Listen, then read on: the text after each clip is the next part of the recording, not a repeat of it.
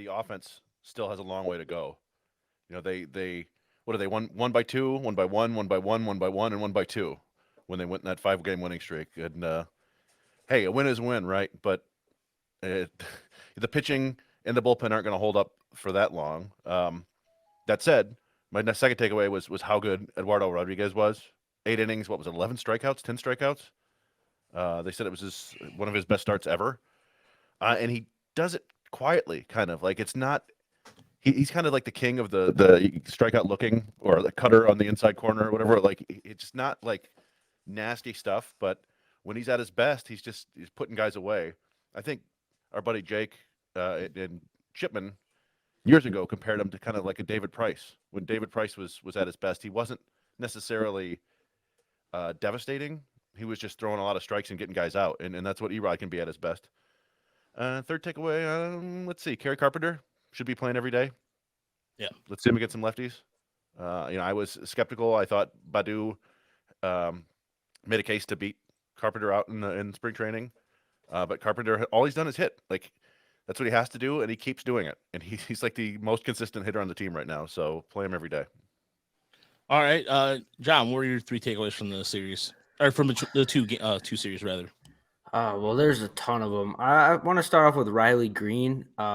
He's been striking out a lot. I was looking up his stat. This was going to be my inside the number, but he has 26 strikeouts this year. The next closest Tiger has 15. That's Nick Maton. He's in the 5th percentile for K percentage in baseball right now. And yeah, the ground ball rate is down a little bit, but I don't know if it's time to start getting worried about him a little bit. I know it's early, but his walk percentage is not good either. He's in the 34th percentile in walk percentage. My other takeaway is the bullpen. I think fans are making it out to like this bullpen was awful. I didn't think this bullpen was bad. I thought the bullpen we saw from last year, Uper, the bullpen that we saw last year, maybe they're not going to be as good as last year, but I think Jason Foley has been really, really good. His velocity's been up. Alex Lange, the turtleneck, he's kind of been a stabilizing, force in that bullpen. And I think Chasen Shreve's been a nice addition as well. And even Mason Englert has had some rough starts, but through 3 scoreless innings against the Guardians as well. So I'm not too worried about this bullpen. I don't think this bullpen is going to make or break this team this season. And then probably my third takeaway is probably Eduardo Rodriguez. He's the ace of this staff. Like, he was absolutely shut down the Guardians offense. And yeah, I mean, he was just fantastic. Really, really good control. And I think he's going to probably get traded at the deadline if this team is not, let's say, at 500 or above 500, and maybe they could get something for him.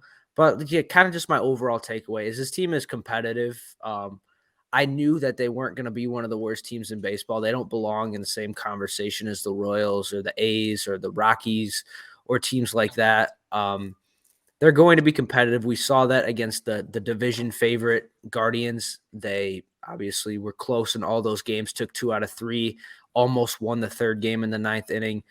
They're a competitive team, and you saw the difference between this team this year and the team last year. I don't think the team last year would have came back from that 6-1 deficit against the Giants. I feel like this is a different team that we're seeing. Well, Chris and John covered a couple of mine already, but I was going to mention that run differential. So it was really interesting to win 5 in a row, and it hardly budged in their direction because they were winning those close games. And really, that to me, that's just kind of the message of what this year is going to be about. Even, sub 500 teams win 5-6 games in a row once in a while. And it's up to us to either criticize it or enjoy it.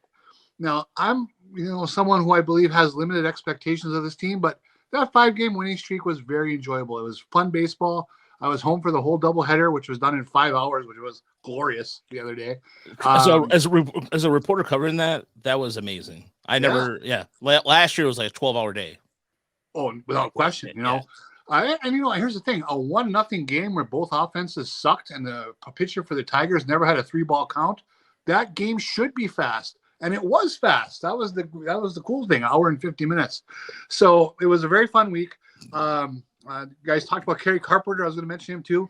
Even his outs are loud, which is very cool. So let me just talk about Spencer Torkelson. what I'm noticing is he's swinging at the first pitch a lot more. So you can see that there's an aggressiveness there, and the numbers back it up. It's he's up 50% from last year in swinging at the first pitch. So I'm not, he's not tearing it up yet numbers wise, but you can see the approach is a little more confident, a little more aggressive. I like it. Tigers base running, last week when they were losing, there was a base running or two gaff almost every day. That 5-game winning streak, they really cleaned it up. And if you're going to win 1-run games, you can't be giving away outs. So it was something happened where as a collective, they kind of tightened things up, and good for them. The 7-10 start, well, what they should be. I was someone who had them pegged for 67 wins this year.